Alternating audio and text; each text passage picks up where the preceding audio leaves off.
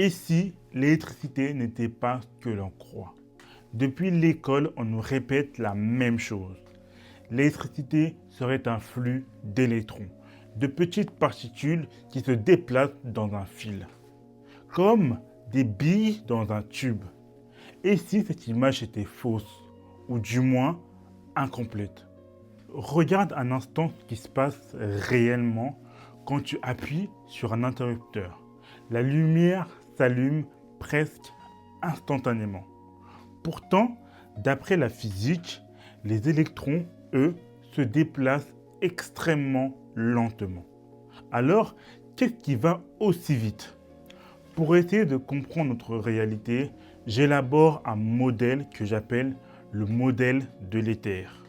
Dans cette vision, l'univers n'est pas vide.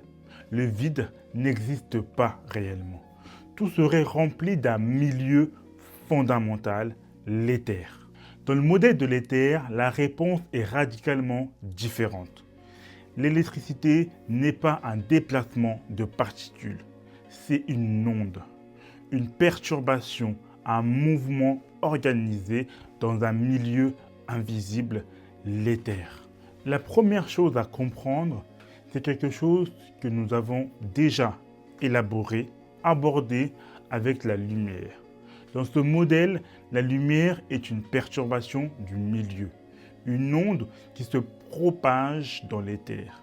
Et comme toute onde, elle possède une vitesse limite, exactement comme le son dépend des caractéristiques de l'air, la lumière dépend des caractéristiques de l'éther. Pourquoi c'est important? Parce que l'électricité possède aussi une vitesse. Mais en réalité, il y en a deux. D'un côté, il y a les ondes stationnaires, ce que la physique appelle les électrons. Leur mouvement est lent. Et de l'autre côté, il y a l'onde qui traverse le conducteur, le courant électrique. Et cette onde, elle se propage extrêmement vite, presque à la vitesse de la lumière. Ce qui est essentiel ici à comprendre, ce qui est important à retenir, c'est que la vitesse maximale de propagation d'une onde dans l'éther est la vitesse de la lumière. Si on prend tout cela en compte, l'électricité ne serait plus un déplacement de petites billes appelées électrons, mais une onde, une perturbation guidée par un matériau conducteur comme le cuivre. Pour mieux comprendre, imagine un lac parfaitement calme. Tu jettes une pierre, une onde se propage à la surface.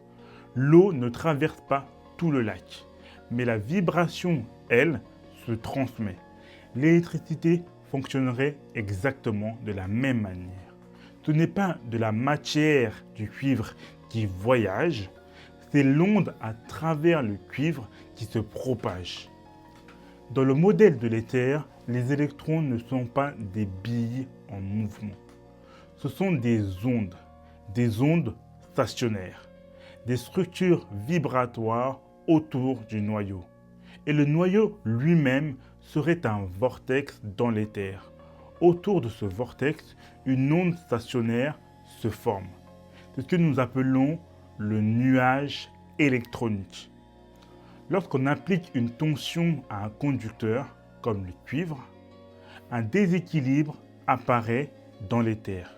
Une différence d'état, une sorte de pression entre deux zones. Cette pression agit directement sur les ondes stationnaires autour des noyaux. Et ce déséquilibre se propage rapidement à travers le matériau.